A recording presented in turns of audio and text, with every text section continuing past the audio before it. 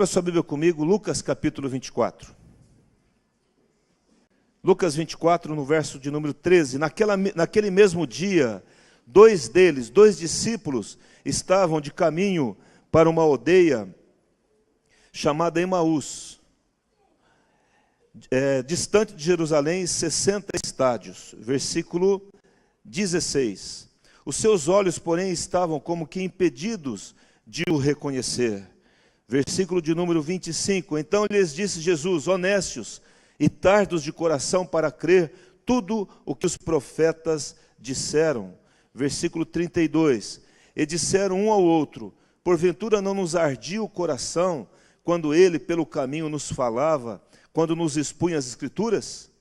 Então ardia o coração porque Jesus falava e quando expunha as Escrituras. E na mesma hora, levantando-se, voltaram para Jerusalém, onde acharam reunidos os 12 e outros com eles. Vamos orar. Feche os seus olhos agora. Senhor, nós pedimos a Tua bênção para a ministração dessa palavra. Pedimos que a Tua graça venha sobre nós, o Teu Espírito venha sobre as nossas vidas. E pedimos, ó Pai, que a unção que vem através da Tua palavra, o Teu poder seja liberado sobre nós, em nome de Jesus. Amém. Vamos orar à igreja agora. Olha assim, diga assim: Senhor Jesus, a minha vida eu a coloco nas Tuas mãos. Fale comigo agora, Espírito Santo. Me ajude a ouvir, mas me ajude a praticar. Em nome de Jesus. Amém? Queridos, esse momento aqui é um momento muito interessante, porque Jesus havia morrido e Jesus havia ressuscitado. E esses discípulos, eram dois discípulos, um deles aqui chamado Cleopas, o outro nós não sabemos o nome. Eles esperaram 3 dias, mas não havia terminado o terceiro dia, eles voltaram para a sua cidade, Emaús. E eles estavam indo embora para a sua cidade, que era distante cerca de 11 quilômetros de Jerusalém, onde Jesus havia morrido. Eles estavam indo embora conversando sobre os acontecimentos, meio que aborrecidos, meio chateados, e daqui a pouco Jesus aparece ao lado deles, e diz a Bíblia aqui, no versículo 16, que os seus olhos, porém, estavam como que impedidos de o reconhecer. E eles conversam com Jesus, não sabendo que era Jesus, e Jesus pergunta para eles: olha, o que aconteceu? Eles falaram: olha, você não está sabendo não? Será que você é o único que não soube dos acontecimentos desses últimos dias em Jerusalém? E começaram a falar da morte de Jesus, daquilo que ele era, daquilo que ele fez, e de tudo aquilo que eles viram através de Jesus.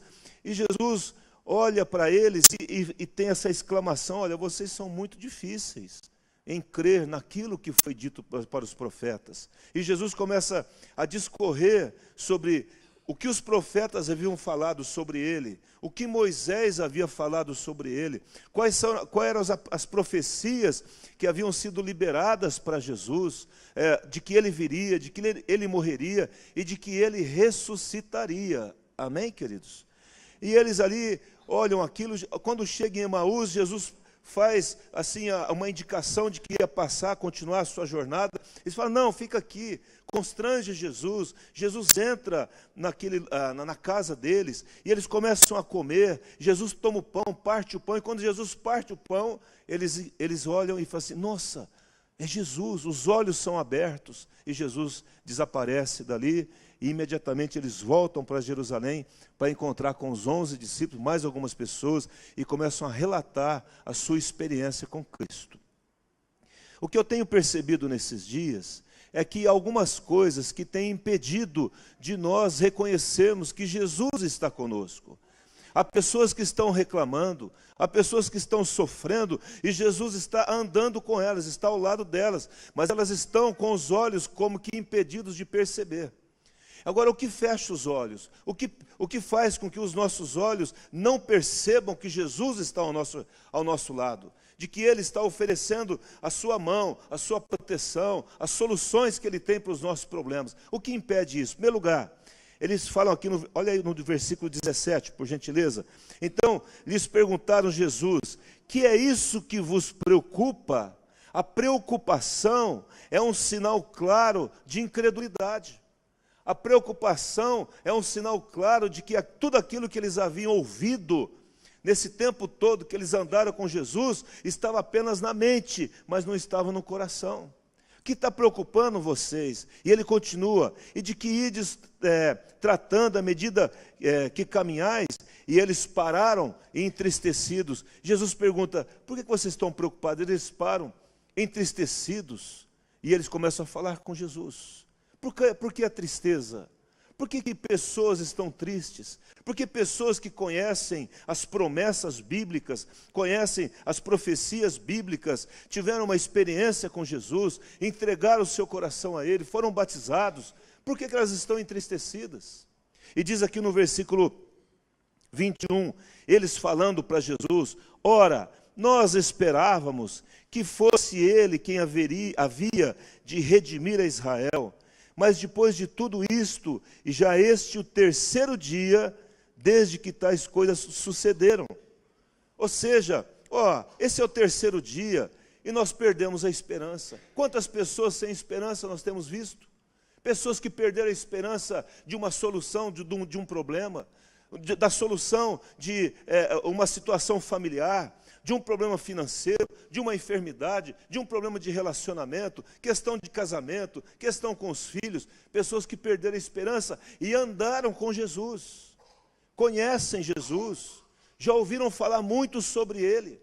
Queridos, eu creio que de todo o tempo da humanidade, nunca a palavra foi tão divulgada como tem sido divulgada hoje.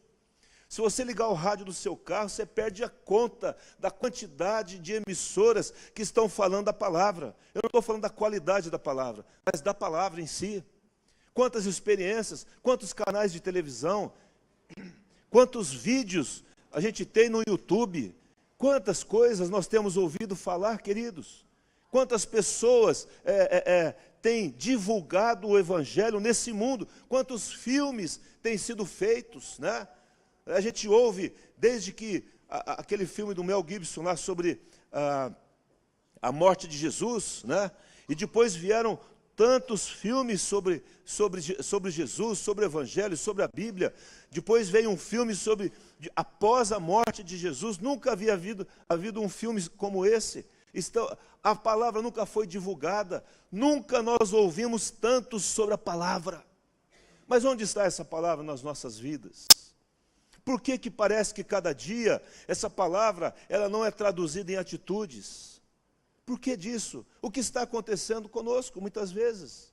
Porque nós ouvimos, e aí a gente vai medir isso com na nossa atitude e nós não conseguimos ver o fruto da palavra sendo evidenciado em nós. Eu quero fazer um desafio para você, né? Talvez um convite. Normalmente quando alguém está pregando aqui, eu estou anotando. Eu anoto as mensagens. E antigamente eu usava um caderno. E certa vez, depois de um ano, anotando as ministrações, eu olhei naquele caderno.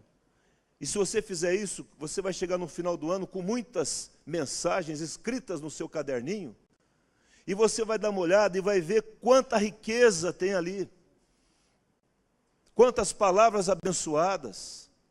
Quantos encontros nós fomos. Quantas reuniões de mulheres, Projeto Mãos, quantas reuniões de homens, quantas ministrações de quarta-feira, de domingo de manhã, domingo à noite, quantas reuniões do DOCA, do sábado, de adolescentes. E você vai olhar e você vai ficar surpreendido de que muito daquilo ali ficou estranho a você, porque não é real na vida. Não é vida em nós. Irmãos, o que está acontecendo é que o Evangelho, ele está sendo ouvido e ele está ficando preso na nossa mente. Ele não desce no coração. Porque quando ele desce no coração, é entendido, ele vira uma atitude. Ele se torna em obras. Aí a palavra não é algo teórico mais, é algo que eu estou vivendo. Como diz lá Paulo escrevendo, vós sois a carta escrita, vocês são algo vivo, é a palavra viva, Jesus é a palavra viva. Quantas pessoas podem olhar para nós e ver o seguinte: eu estou vendo a Bíblia em você? Quantos de nós já recebemos esse elogio um dia? De que eu estou vendo a Bíblia em você. Você é uma Bíblia ambulante. Não que não erra, mas eu vejo a palavra de Deus em você. Aquilo que você ouve, aquilo que você fala, é aquilo que você é. É interessante que nesse texto aqui, a gente fica admirado, porque eles estão preocupados, estão tristes, estão decepcionados, sem esperança, porque eles são repreendidos aqui, porque falta fé, há incredulidade. Eles conheciam as profecias, irmãos. Olha aqui para mim, queridos, em nome de Jesus. Conheciam as profecias, sabiam aquilo que Moisés falou. Eles conheciam as profecias, o que os profetas falaram. Mas na hora do vamos ver, na hora em que as coisas começaram a se desenrolar e acontecer, irmãos, um dia vai acontecer um fato que vai atingir toda a terra, é o arrebatamento da igreja. E como é que nós vamos estar? Como nós estaremos? Será que nós vamos acreditar nisso? E ele está dizendo aqui, no versículo 37, eles falam assim, dá uma olhadinha comigo. Versículo 36, falavam eles ainda estas coisas, porque eles estavam relatando o que eles tinham, a experiência que eles tinham tido com Cristo. Quando Jesus apareceu no meio deles, eles disse o que, gente? Paz seja convosco. Versículo 37, eles porém surpresos, eles o quê? Surpresos e atemorizados, acreditavam estar vendo o quê? Um espírito. Não, agora não é. Eu conheço a profecia, eu conheço a palavra, mas quando Jesus ressuscita, é um espírito. Mas onde que está a fé de que isso poderia acontecer? De que isso iria acontecer? Mas preferiram acreditar que era um espírito. Era um espírito. Continuando, versículo 38. Mas eles disseram, por que estáis perturbados, irmãos? Quando há perturbação, quando há essa preocupação excessiva, essa tristeza, essa falta de esperança, porque alguma coisa está errado com a palavra que eu recebi. Por que vocês estão perturbados? Porque sobem dúvidas no vosso coração? Por que a dúvida? Olha minhas mãos, sou eu mesmo, apalpai-me, olha os meus pés, verificai, olha, o espírito não tem corpo, mexe comigo, toca em mim. Mas ainda, Jesus falando tudo isso, dá uma olhada no versículo 41. E por não acreditarem eles ainda, por causa da alegria, estando admirados, Jesus lhes disse, tem alguma coisa para comer aqui? Porque eu quero ver agora o seguinte, vocês estão tocando, mas ainda vocês estão duvidosos. Está aqui, ó, a minha mão, está aqui o meu pé. Um espírito não tem corpo, ele é espírito. Mas vocês têm alguma coisa para comer aí? Ah, tem um peixe aqui, um favo de mel. Então tá bom, vamos comer, gente. Quando Jesus aparecer na sua casa, vai lá e compra um peixe gostoso e faz para ele, porque ele gosta de peixe, né? E traz lá que ele gosta disso. Peixe, né? Diz o pastor João que ele gosta de figo, né?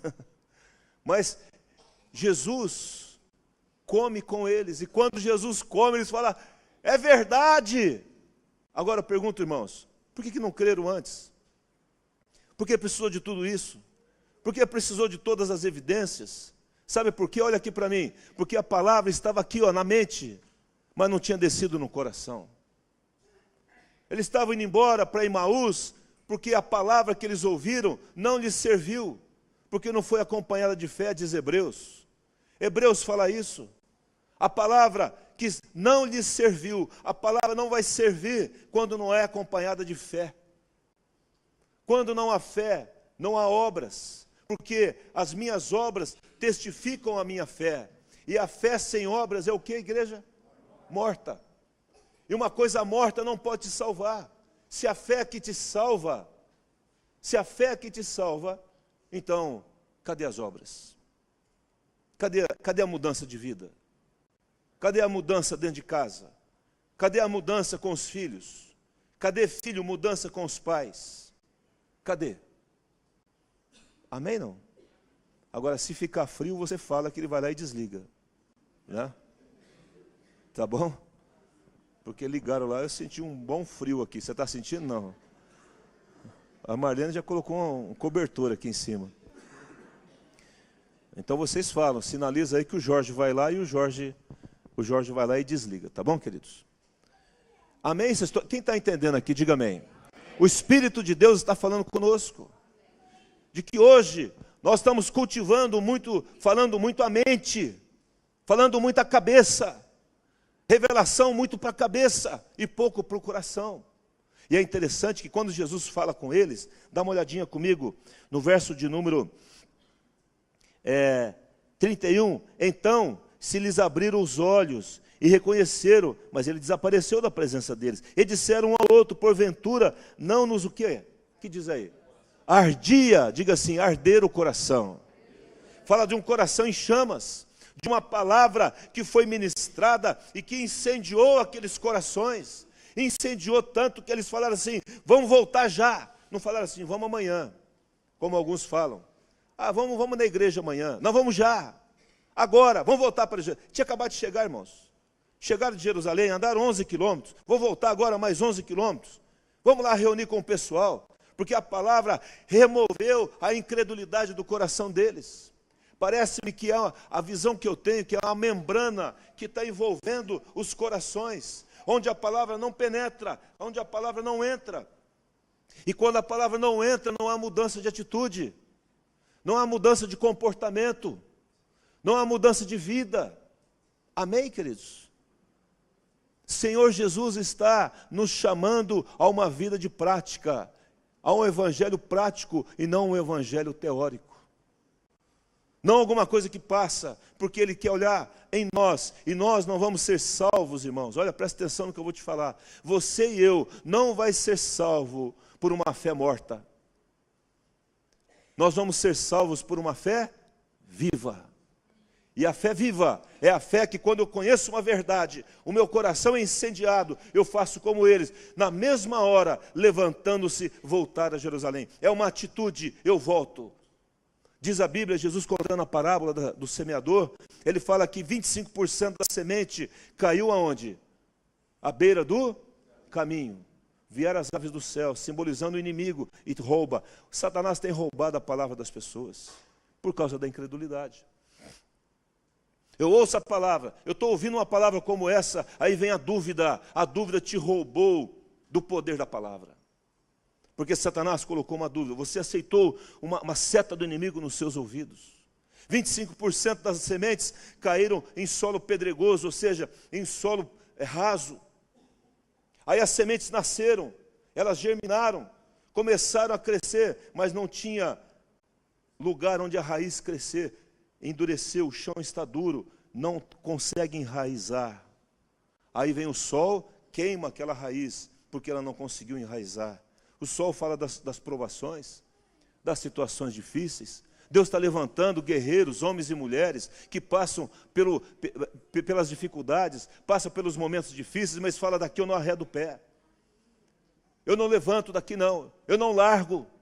O sol está queimando, mas a semente que o Senhor, da palavra, que foi semeada em mim, ela enraizou. Ela pode até estar sofrendo nesse momento, mas eu não abro mão. Quantas pessoas estão abandonando?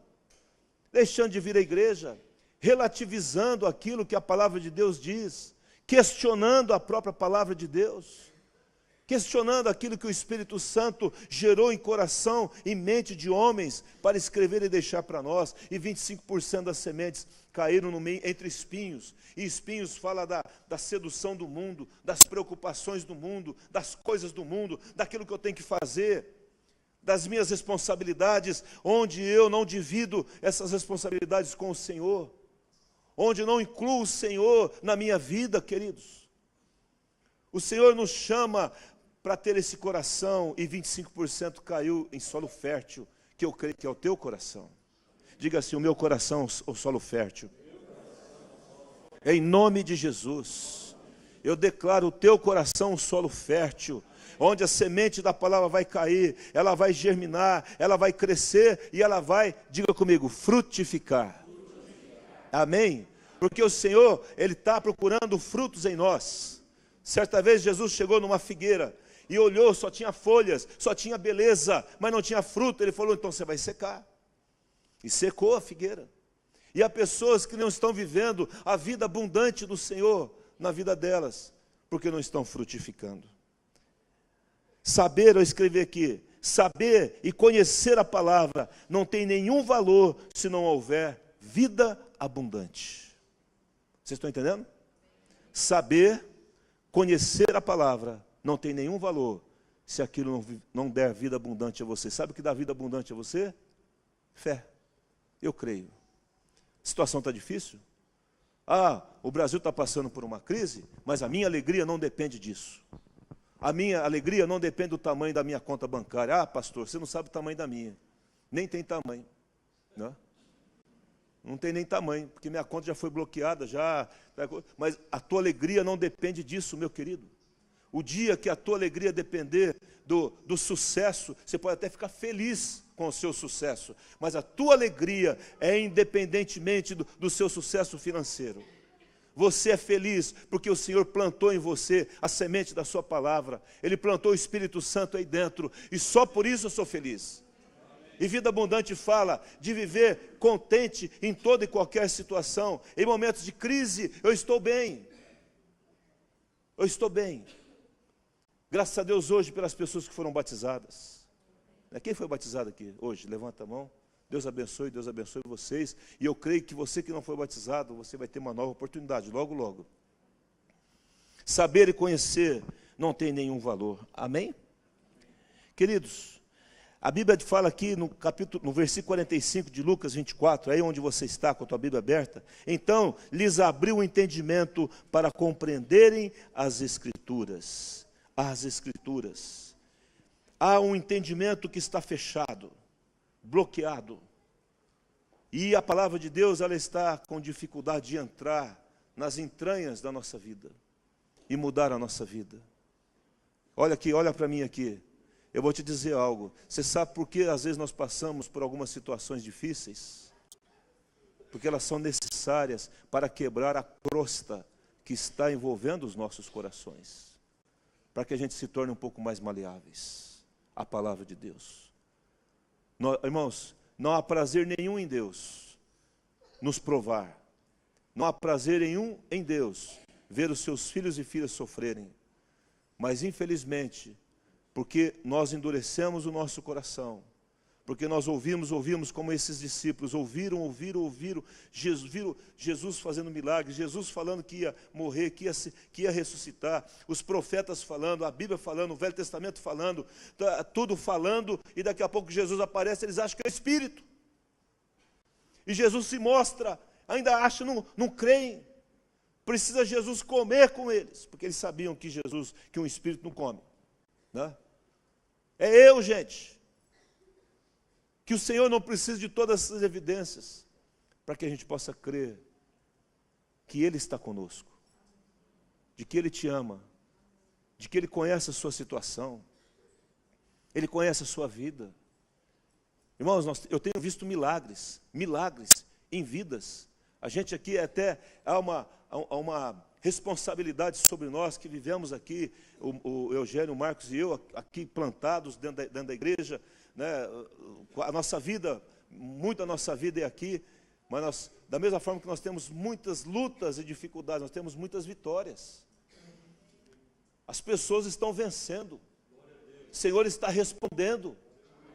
Há pessoas que não largam, há pessoas que estão sofrendo, mas ela fala, não largo, eu não abandono, porque eu sei quem tem crido, e essa palavra é vida, eu sei que uma hora isso muda, um dia isso passa, essa enfermidade é vencida em nome de Jesus.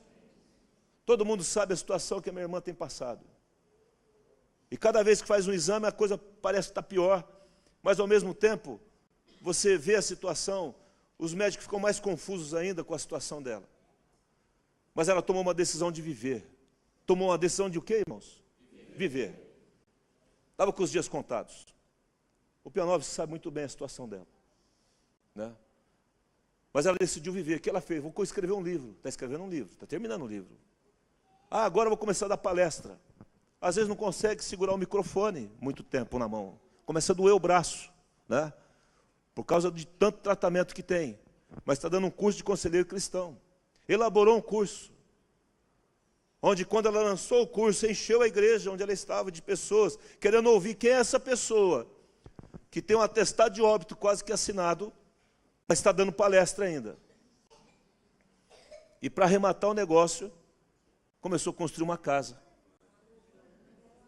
Irmão, quem constrói uma casa com uma sentença dessa? Se não crê de que o Senhor que eu creio, que é o meu Deus, é o meu Senhor, é maior do que a minha enfermidade. Ele está acima. Se eu viver, muito que bem. Se eu morrer, glória a Deus, eu vou estar com Ele. Mas enquanto eu viver, eu vou frutificar. Amém, queridos? É um exemplo de vida. E você vai ver que ao teu redor há pessoas dando exemplo, mas há pessoas dando muito mau exemplo. Porque o nível de reclamação é muito grande, de murmuração é muito grande, isso dói nos ouvidos de Deus, vendo os seus filhos, no qual Ele morreu, enviou o seu Filho amado, morreu, ressuscitou ao terceiro dia, está vivo, o Espírito Santo está conosco, e nós estamos murmurando, reclamando, por quê? Se Ele pode todas, quantos creem que Deus pode todas as coisas? Levanta a mão. Então vira para o teu irmão, então descansa, Ele está contigo, meu querido, Ele sabe todas as coisas, Ele pode todas as coisas. Em Mateus capítulo 5, versículo 13, não precisa abrir, diz lá, vós sois o sal da terra. Vós sois o que, gente? Diga assim, eu sou sal da terra. E ele fala assim, se o sal vier perder o sabor, para nada mais, a palavra é forte, para nada mais presta, a não ser ser lançado e pisado pelos homens. Irmãos, a Bíblia diz que Satanás está debaixo dos pés de quem? Da igreja. Quem é a igreja? Pega no teu irmão e fala assim, é você, ó, faz parte da igreja, somos nós aqui, ó. Ele tem que estar debaixo dos nossos pés. Mas a Bíblia diz que quando eu não frutifico, eu não tenho obras para apresentar, eu estou debaixo dos pés. Os homens vão pisar, e não é esse o teu lugar. O teu lugar é estar pisando sobre o inimigo e não sendo pisado por ele. Porque eu estou frutificando. Não importa se a chuva vem de baixo ou de cima, eu continuo crendo. Em nome de Jesus. Troca governo, vem governo. Eu creio que meu Deus está acima do governo. Eu sei que o Senhor está acima do meu trabalho. Estou desempregado, pastor. Meu Deus, está chorando. Não, irmão, levanta em nome de Jesus.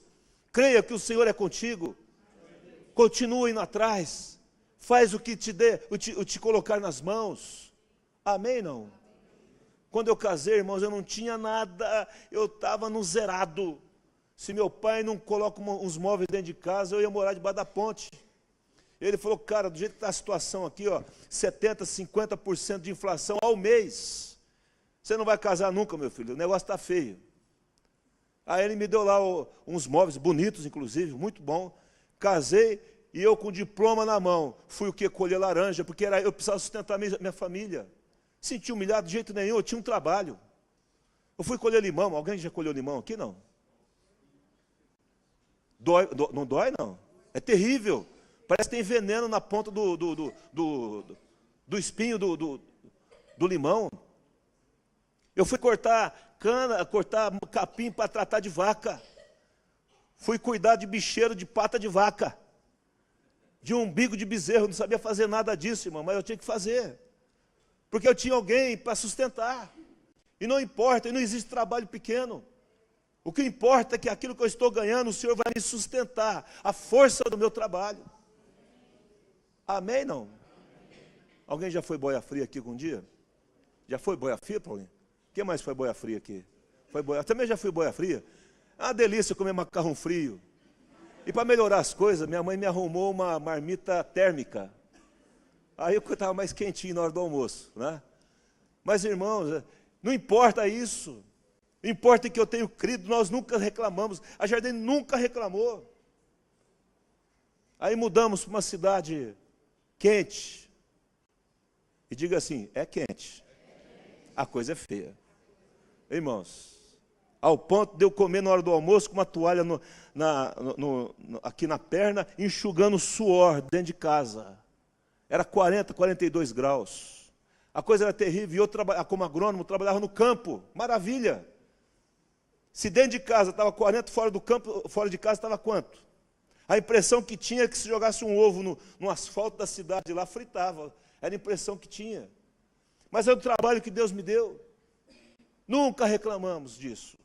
Pela graça de Deus, sempre fomos próspero onde estivemos. Foi lá que eu comprei um freezer, nunca tinha tido um freezer. Troquei de carro. Morava numa casa onde... nossa, coitado do homem, né? Só que cortando. Depois você tira isso, Bruno. O homem alugou uma casa para nós e não contemplou no contrato os juros, né? Terrível. E tinha aqueles gatilhos, né? Que ia ajustando o salário, mas o contrato do coitado foi ficando para trás. Ficou um dia, e eu como árabe, eu falava, eu sou crente, não é possível. Eu fiquei com tanta dó do homem, que eu aumentei o salário da casa dele, o aluguel da casa dele. Falei, não, cara, está muito pequeno, vamos aumentar esse salário aqui. Não, mas o contrato não permite. Não, eu permito, aumenta aí. Fiquei com dó do homem. Você vê como que converte, muda mesmo, né? A história.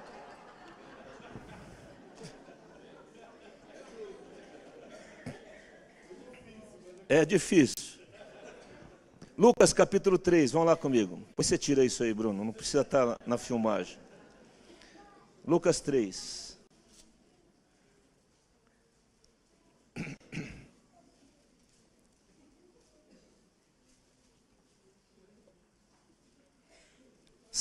Agora, eu gostaria que você prestasse muita atenção no que nós vamos ler agora.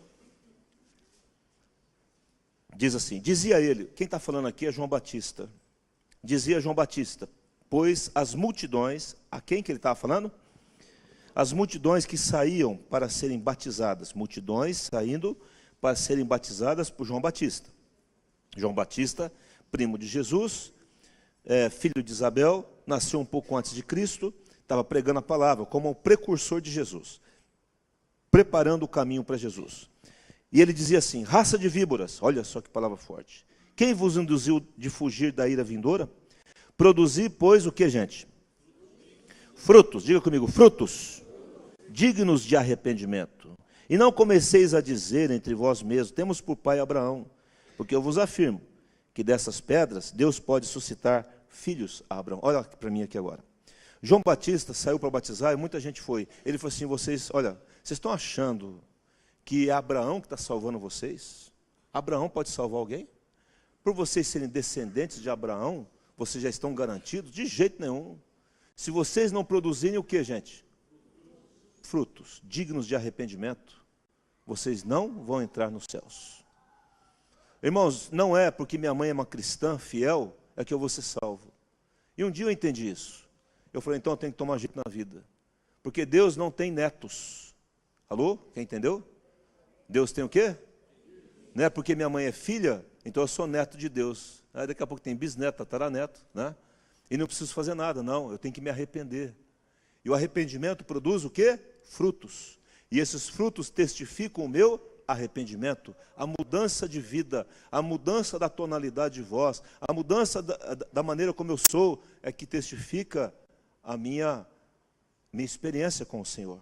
E diz assim, versículo 9, e também já está posto o machado à raiz das árvores. Toda árvore, pois, que não produz o quê? É o quê? E lançada no fogo. Então, árvore boa produz bom fruto, árvore má produz mau fruto, e ele vai cortar a árvore. Então, as multidões falavam e perguntavam a ele, que havemos, pois, de fazer? E eu gosto disso, irmãos. Porque a partir do momento que a palavra foi ministrada e aquilo foi tocado no coração deles, diz a Bíblia que as multidões perguntaram, o que nós temos que fazer? Eu gosto disso, porque naquele momento ele fala assim, o que eu tenho que fazer agora, diante dessa palavra que incendiou o meu coração? Vocês estão entendendo, amém, não? E aí Jesus, o João fala assim, o João Batista fala assim, quem tem 2 túnicas, reparta. Faça a mesma coisa com o alimento. Ele está dizendo, não considere seu. A tua conta bancária, não considere sua. Os seus bens materiais, não considere seu. Reparta aquilo que você tem, ele está dizendo. Isso demonstra frutos, isso demonstra a minha fé no Senhor.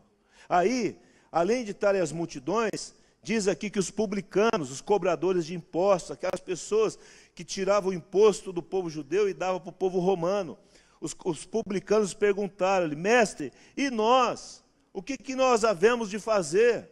O que nós temos que mudar? Ele diz: não cobre mais do que foi estipulado, não dê propina, não use a propina, não tente comprar as pessoas, não seja comprado pelas pessoas, seja íntegro, mude isso.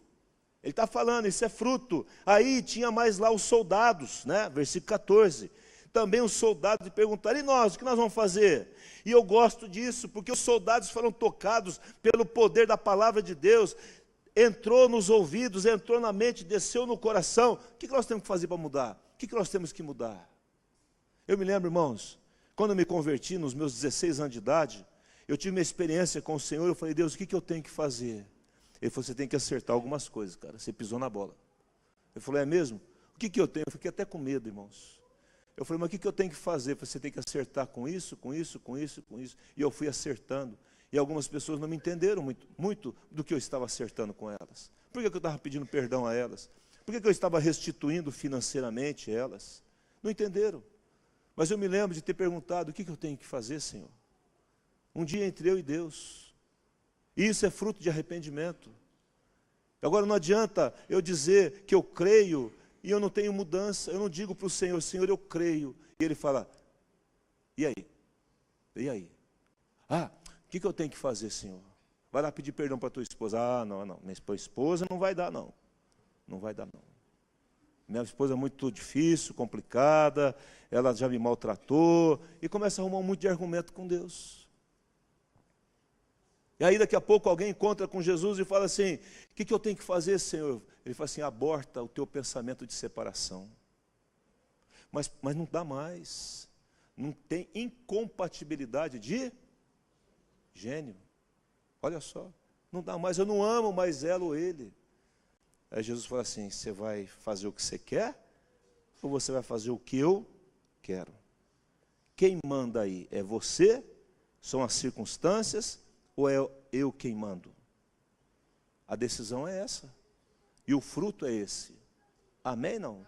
Frutos dignos de arrependimento. Aí os soldados perguntaram: o que nós devemos que fazer? E ele fala assim: a ninguém maltrateis, não deis denúncia falsa, e contentai-vos com o vosso salário, com o vosso soldo. Sejam honestos, mude de vida. Percebe, queridos, olha aqui, que a pessoa, quando é impactado pela palavra de Deus, há uma mudança. Quando o coração ardeu dos discípulos, eles voltaram imediatamente. Voltaram para Jerusalém imediatamente.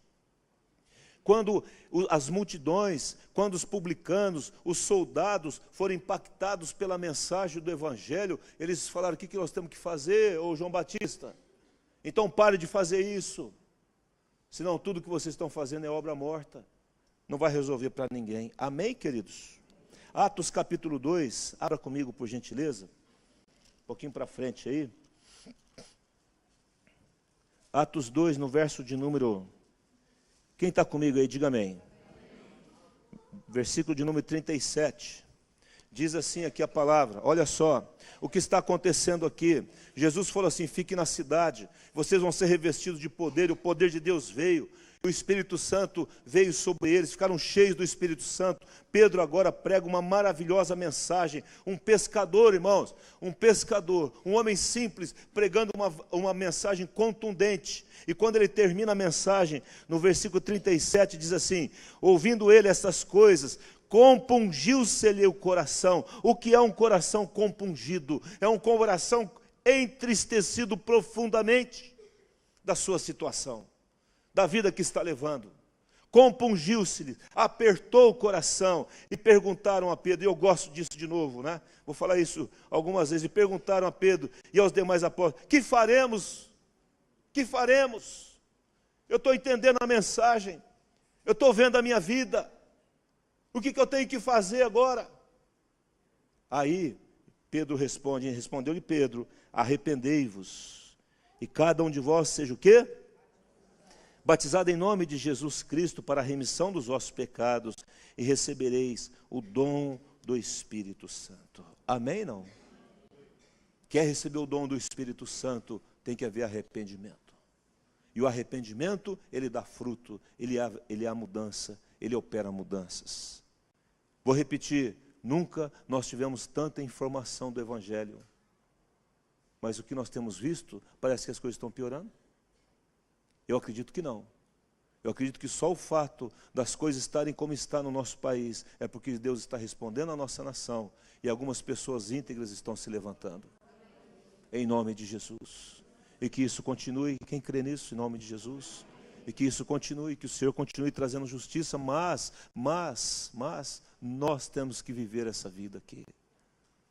Não importa se você está no governo ou não, lá na sua casa, lá no seu trabalho, não importa a sua atividade, o importante é que você seja íntegro onde você está. Que você faça a diferença ali, que você mude as situações, que as pessoas possam confiar em você, que você seja uma pessoa confiável. Em nome de Jesus. Amém? Arrependei-vos e seja batizado, diz a palavra de Deus. No capítulo 19 aqui de Atos, é o último versículo que nós vamos ler aqui, passagem. Vai lá no 19. Diz assim, terminando. Atos 19, no versículo 18. Muitos dos que creram, olha só, irmãos, Paulo está pregando em Éfeso. E ali ele prega durante 2 anos. Todos os habitantes da Ásia, diz aí no versículo 10, ouviram a palavra do Senhor. O Senhor fazia milagres através de Paulo. Mas diz aí no versículo 18 o seguinte: muitos dos que creram, muitos dos que o que, gente? Creram. Diga assim, creram. Eles creram, irmãos, eles creram, vieram confessando e denunciando publicamente as suas obras. O que significa isso? Eles foram tão tocados pelo poder da palavra de Deus. A palavra foi tão firme, foi tão forte, a unção de Deus veio. Isso não só veio no intelecto, mas desceu no coração deles, que eles começaram a denunciar. Olha, o que eu faço? Eu faço isso de errado, eu estou fazendo aquilo de errado publicamente. Eu estou roubando. Eu estou mentindo, estou traindo, estou fazendo isso, o que eu faço? Aí diz aqui a palavra, olha, estavam denunciando publicamente. Também, versículo 19, também muitos dos que haviam praticado artes mágicas, reunindo seus livros, os queimaram diante de todos. Calculado o seu preço, achou-se que montava 50.000 denários. Um denário equivale a um dia de trabalho. Eles queimaram ali 50.000 dias de trabalho. Sabe o que é isso, irmãos? Porque eles desapegaram disso. Quem sabe se fosse outro, falasse assim, não, vamos vender para um sebo, né? Mas alguém vai comprar essa porcaria. Alguém vai comprar esse livro. É assim. Não, vamos botar fogo nisso. Vamos botar fogo. Porque, sabe, mudaram o coração. Não suportavam ter aqueles livros malignos dentro da sua própria casa. Cuidado com aquilo que você coloca dentro da sua casa. E a Bíblia diz lá em Números, não coloqueis coisas amaldiçoadas dentro da sua própria casa, para que não sejais amaldiçoados semelhante a ela. Cuidado com aquilo que entra na sua casa. Não é tudo que pode entrar na nossa casa não, irmãos. Não é tudo que te abençoa. Não é tudo que te edifica. Muitas coisas foram consagradas a demônios. E nós temos que orar por aquilo que entra na nossa casa. Eu me lembro quando a minha filha era pequena, ela chamou a Jardine uma noite, e ela falou assim, mãe, eu estou com medo, tem uma mão peluda, parece que em cima de mim, alguma coisa assim.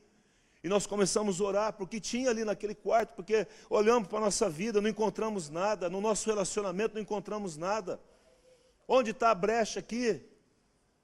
E aí olhamos para algumas bonecas que ela havia ganhado, e nós identificamos uma ou outra, retiramos aquilo, queimamos aquilo, pronto, parou o problema. Quantas vezes eu fui em berços, orar em berço de crianças que não dormiam à noite, choravam a noite toda. E não era enfermidade, era opressão maligna.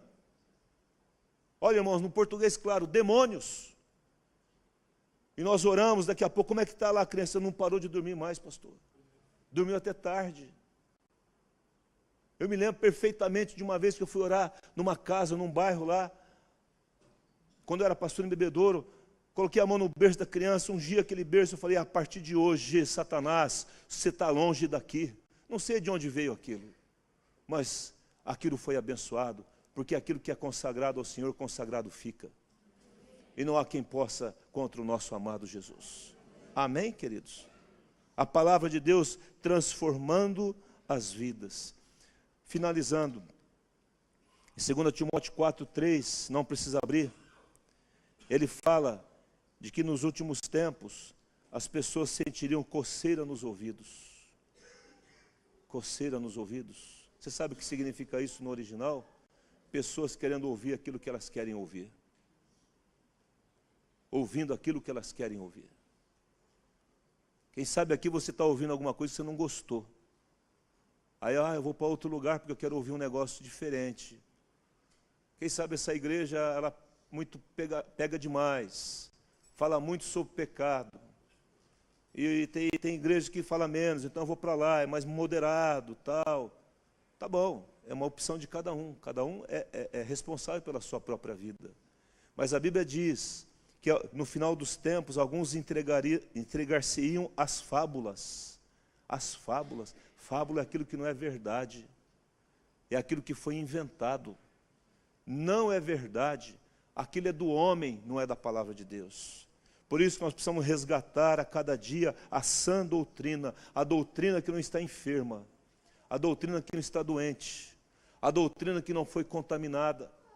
A doutrina pura, santa. A palavra de Deus na sua integridade. Em nome de Jesus. Os modos podem mudar, irmãos, mas a essência não pode ser mudada. Amém, não?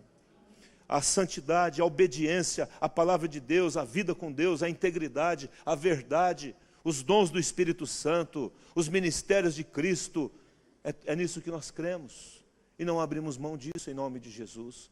E tudo que sair fora disso, nós não vamos adotar como prática da nossa vida individual. Amém? Vamos orar, vamos ficar em pé, em nome de Jesus. Feche os seus olhos agora, em nome de Jesus. Eu queria pedir, Espírito Santo, o Senhor está aqui, que o Senhor ministrasse a cada coração. Então diga a Ele, diga ao Espírito Santo, se você quer mesmo ser ministrado por Ele. Fala, eu abro o meu coração a Ti, Espírito Santo, se você quer. Eu quero dar toda a liberdade para o Senhor agir na minha vida, em nome de Jesus. Eu quero me entregar totalmente a Ti. Ó Deus, em nome de Jesus, nós não queremos e não estamos procurando o evangelho fácil, um evangelho açucarado. Ó Deus, uma coisa que não muda a vida de ninguém. Nós queremos o evangelho puro do Senhor. Nos ajude nisso, Espírito Santo. Livra-nos, Pai, de ter coceira nos ouvidos, porque muitos estão se entregando a fábulas. É triste isso, porque estão procurando ouvir o que querem, o que elas querem. Pois haverá tempo, diz a Bíblia, em que não suportarão a sã doutrina. Pelo contrário, cercar-se-ão de mestres, segundo as suas próprias cobiças, como que sentindo coceira nos ouvidos. E se recusarão a dar ouvidos à verdade, entregando-se às fábulas. É a palavra de Deus. Por isso que Paulo, escrevendo a Timóteo, ele fala, prega a palavra, insta, quer seja oportuna ou não, corrige, repreende, exorta com toda longanimidade e doutrina. Nos livre, Senhor, dos comichões nos ouvidos. Nos livre, Senhor, de recusar a dar ouvido à verdade. Nos livre, Senhor, de viver um evangelho de fábulas, um evangelho maquiado, um evangelho contextualizado no sentido de facilidades. Abençoa cada um dos adolescentes, desta igreja, cada um dos jovens, das crianças, dos adultos, dos velhos. Ajuda-nos, Pai, a viver uma vida que agrada o Teu coração. Que aquilo que temos na mente desça no nosso coração e se traduza em atitudes, em vida. E as pessoas vão olhar: ah, este aí salga, porque é um sal que não perdeu o sabor, que não se misturou, que não recuou. Este aí mantém a sua integridade. Quantos creem que Deus está operando um milagre nessa noite? Fique com essa mão erguida agora, feche seus olhos, diga a Ele: Senhor, eu creio, eu creio. O Senhor opera milagres, operou no passado, faz hoje. E eu creio que nessa noite o Senhor está operando um milagre na minha vida, na minha família, Senhor. O Senhor está agindo com poder. O Senhor é o mesmo. O Senhor morreu, mas o Senhor cumpriu a sua palavra. O Senhor ressuscitou ao terceiro dia. O Senhor está vivo. O Teu Espírito está aqui conosco nessa noite, em nome de Jesus. Aleluia. Quantas pessoas aqui um dia viram a atitude de alguém? Eu vi a atitude do Marcão e eu falei assim: que atitude errada. Quem aqui já pensou assim, já falou isso? Essa pessoa agiu errado. Quem já falou isso? Levanta a mão. Pode levantar, irmão, já falou sim, eu tenho certeza. Mas quantos de nós falamos assim: eu agi errado e eu preciso mudar? Amém? Deus quer mudar isso. E nessa noite Ele está mudando. Quando os discípulos, eles ouviram, eles falaram assim: o que nós temos que fazer? As multidões, o que nós temos que fazer? Quando os dois lá, desanimados, ouviram a mensagem, o coração queimou e voltaram imediatamente. É a mudança de atitudes. Senhor, que a graça do Senhor, o amor de Deus Pai, a comunhão do Espírito Santo seja contigo a todo momento. Nessa semana eu vejo a glória do Senhor sobre a sua vida e creio que os milagres estarão acontecendo a cada momento, porque o Senhor não muda. Ele operou e opera milagres, em nome de Jesus. Para encerrar, queria que a Jardine viesse aqui, queria que o Marcão orasse por nós. Nós vamos estar viajando lá para a Bahia, são 1.500 quilômetros de ida, 1.500 de volta, as estradas não são muito boas. Que o Senhor nos guarde nessa viagem. Tem aí a foto aí passa aí a foto do salão lá da Bahia. Isso aí, ó. É esse salão que nós vamos estar reunindo. Passa mais uma, por gentileza. O salão da esquerda, onde está escrito ali Igreja da Família Cristã, é o salão onde nós nos reunimos durante muitos anos. Agora nós vamos passar a nos reunir nesse salão aqui. Ali cabia 40 pessoas, aqui vai caber 150 pessoas. Quero agradecer a todos que deram a oferta. Que o Senhor o recompense e te abençoe em nome de Jesus. Acho que tem mais uma foto aí. É uma lateral, isso. Aqui estão as janelas, tudo já está colocado, os vidros, janelas estão prontos. Falta apenas o piso. Temos que colocar o piso ainda. Não tivemos condições, mas vamos colocar o piso. Mas vamos reunir lá no contrapiso mesmo e vamos louvar a Deus, adorar o Senhor dessa forma, em nome de Jesus. Então eu queria que você orasse por nós aqui, que o Marcão orasse por nós. Amém? Vamos estender a mão. Eu creio que quando nós enviamos alguém, eu já tive a oportunidade de orar, né? E creio que nós estamos nessa noite enviando mesmo o pastor Kelso com o ministério apostólico naquele lugar, para edificar, continuar edificando aquele trabalho e fazendo ali mesmo um lugar onde pessoas virão àquele lugar e elas vão dizer isso: o que faremos? Certamente essas pessoas serão alcançadas pelo ministério apostólico enviado ali, que é o pastor Kelson e a pastora Jardine. Pai, nós oramos por eles agora neste momento, enviando eles ali para Riacho de Santana, debaixo da tua mão de poder, Senhor. Pai, que todo objetivo que foi já planejado, tudo aquilo que está no coração dos teus filhos, em nome de Jesus, que isso venha ali acontecer. Eu declaro toda a equipe que está indo, Senhor, seja guardada agora, desde o momento que eles colocarem os pés na estrada, Senhor. até a chegada ali, o Senhor concluindo todo o trabalho ali, Senhor, as pessoas que já estão ali preparadas, Deus, as almas que estão já ardendo o coração, Senhor, para ter uma experiência com Jesus. Nós oramos aqui, abençoamos a vida do pastor Kelson, abençoamos a vida da pastora Jardene e oramos por eles. E nós, como igreja, abençoamos, enviamos eles debaixo da tua unção, da tua graça, para que o momento que eles estiverem ali, tudo que acontecer ali seja guiado pela tua mão do poder. Tudo que eles comerem, beberem, onde eles dormirem, Senhor, os anjos do Senhor estarão com eles. Pai, também tudo quando for cumprido ali, o retorno deles, que o Senhor cuide de cada detalhe. Nós oramos e abençoamos a vida dos teus filhos e também a família que vai estar aqui. Nós guardamos a vida dos seus filhos, Pai, das suas netas, do genro, da nora. Declaramos aqui guardado toda a sua família, em nome do Senhor Jesus. Amém e amém. Glória a Deus. Dê um abraço aí, pelo menos em 100 pessoas, e boa semana para você, amém?